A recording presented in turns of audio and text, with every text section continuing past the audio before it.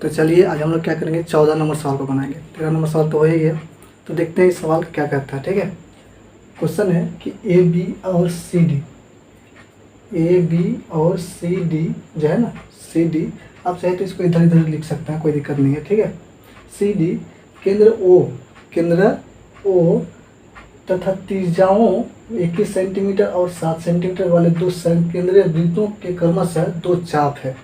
संकेंद्र तो जानते हैं, एक ही वृत्त का दोनों क्या है, मतलब एक ही केंद्र है जिसका दो वृत्त है। ठीक है, दो वृत्त है और दोनों का जो केंद्र है वो एक ही है, इसलिए इसको संकेंद्रीय बोलते हैं। ठीक है, मतलब एक ही केंद्र में दो वृत्त।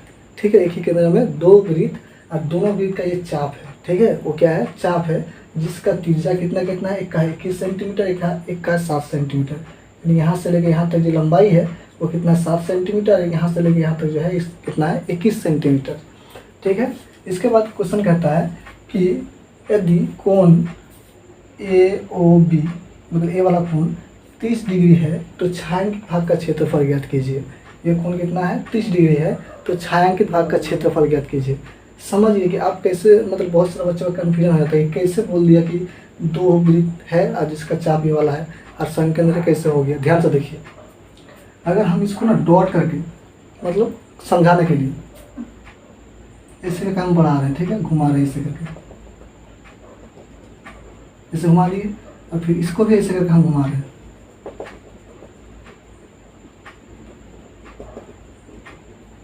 समझ में आ रहा है कुछ, केंद्र वही है लेकिन इसी का त्रिज्या का चाप लेके, मान लीजिए कि समान लंबाई का लेके घुमा दिया हम। ठीक है, तो एक एक वृत्त बन गया ना, तो इसके चाप के इस त्रिज्या के हिसाब से हम इसको घुमाएं, लेकिन इस त्रिज्या यहाँ से लेकर इस त्रिज्या यहाँ तक का बात करें तो यहाँ से लेकर इस त्रिज्या का चाप लेकर घुमाएं तो दो वृत्त बन गया ना। लेकिन आपसे पूछेंगे दोनों वृत्त का केंद्र कहाँ पर होगा, यहीं पर होगा, इसीलिए इसको संकेंद्र बोला गया। समझ आ गया, एक ही केंद्र है लेकिन दो वृत्त अलग अलग है। समझ में आ गया, जिसका त्रिज्या भिन्न है यानी अलग अलग है।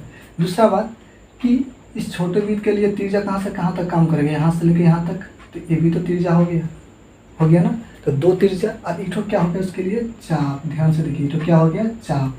तो दो त्रिज्या और चाप मिलके क्या होता है, संगत चाप मिलके त्रिज्याखंड होता है ना। तो इसका मतलब क्या है, छोटे वृत्त के लिए ये त्रिज्याखंड हो गया।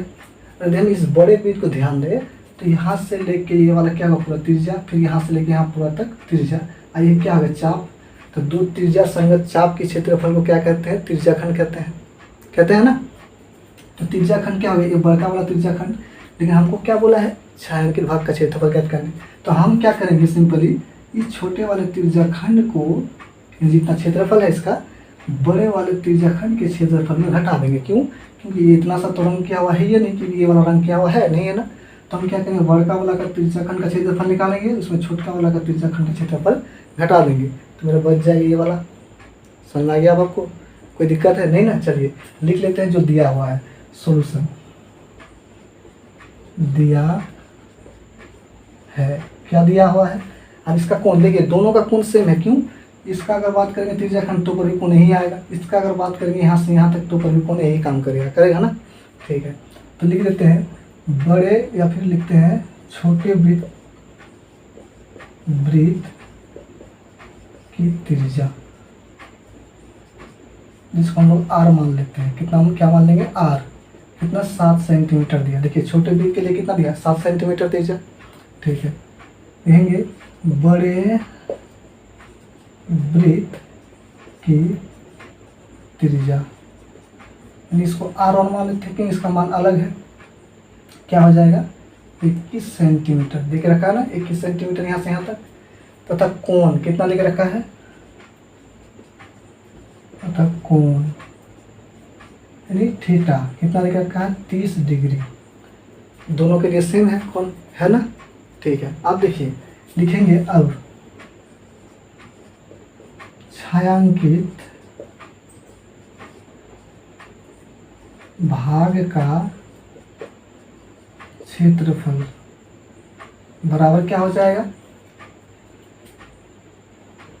ये तो क्या है, बड़का वाला त्रिज्याखंड का क्षेत्रफल माइनस छोटका वाला त्रिज्याखंड का क्षेत्रफल, है ना। लिखेंगे यहाँ पर नीचे थोड़ा सा लिख रहे हैं, बड़े त्रिज्याखंड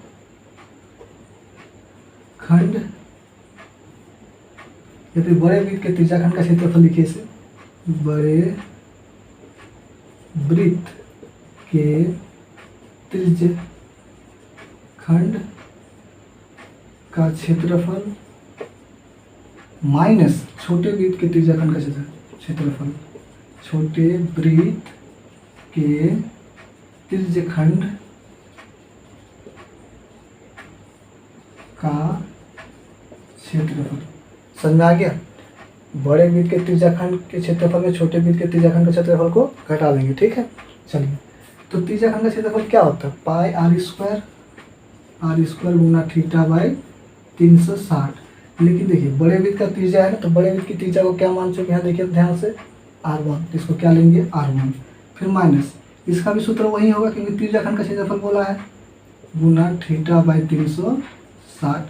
अब देखिए छोटे वृत्त की जो त्रिज्या है ना उसको क्या माने, r, तो r ही रहने दे दीजिए। ठीक है, देखिए दोनों में क्या कॉमन है, पाई, निकाल लीजिए।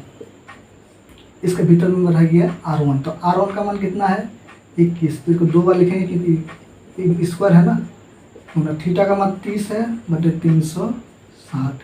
फिर माइनस, पाई का तो निकाल चुका है ना, दोनों में कॉमन आ चुका है, निकाल लिया है। तो यहाँ r बचा, तो r का स्क्वायर मतलब 7 गुना 7, थीटा 30 बटे 360। कोई दिक्कत? देखिए ये जीरो कैंसिल, ये जीरो कैंसिल, 3 बारम 36, 3 बारम 36। कोई दिक्कत नहीं ना? ठीक है। पाई का मान 22 बटा 7। अब देखिए 21 गुना 21 441, क्योंकि 21 का स्क्वायर क्या होता है, 441। माइनस, देखिए नीचे क्या है, 12, नीचे 12 है ना, माइनस 7 गुना 7 49 बटे क्या हो गया, 12। कोई दिक्कत? हम इसको क्या करते हैं, इधर बनाते हैं। ठीक, अब देखिए 22 बटे 7, दोनों का एलसीएम लेंगे, क्या आ जाएगा, 12 आ जाएगा ना, आएगा कि नहीं? तो 12 आएगा तो कैसे ऊपर वाला उतर जाएगा, 441 माइनस क्या हो जाएगा, 49। अब बताइए 22 बटे 7 यानी 7, 22 बटे 7। अब देखिए इसमें से इसको घटाना पड़ेगा। ठीक है, तो क्या हो जाएगा, 441 में से 49 को घटाएंगे, एक धार देंगे 11, तो 9 2 क्या हो जाएगा, 11, यह 3 बचा, तो एक धार दीजिए 13, 9 4 13, यह क्या बचा 3, यानी कितना आ गया, 392 बाई 12 है ना। देखिए 6 दूना 12, 11 दूना 22, 7 के पहाड़ में काटिए इसको, 5 7 35, यहाँ 4 बचा, 4 2 42, 6 7 42, कट गया। फिर इसको काटिए, 3 दूना 6, 28 दूना 56, हो जाएगा। ठीक है, कितना आ गया, 11 गुना 28 बटा क्या हो जाएगा 3। इसको गुना कर देते हैं, 28 गुना 28, साथ में रहा 2, 28 और 2 कितना 30, यानी 308 बाई 3 सेंटीमीटर स्क्वायर। आप चाहे तो इसको यहाँ तक ही मार सकते हैं, कोई दिक्कत नहीं, आप चाहे भागा भी दे सकते हैं। तो कितना आसानी से इसका क्षेत्रफल निकल गया, यानी ये जो रंग किया हुआ क्षेत्र है उसका क्षेत्रफल कितना है, 308 बाई 3 सेंटीमीटर स्क्वायर। हो गया ना इसका आंसर। तो इस प्रकार से समझिए सवाल को, मतलब अपने से उसका इमेजिंग कीजिए कि किस प्रकार का था जिसको काट के इस तरह से बनाया है। ठीक है, तो इस प्रकार से जब बनाते हैं तो सवाल आपके लिए बहुत ही ईजी हो जाता है। ठीक है, तो चलिए मिलते हैं फिर अगले वीडियो में।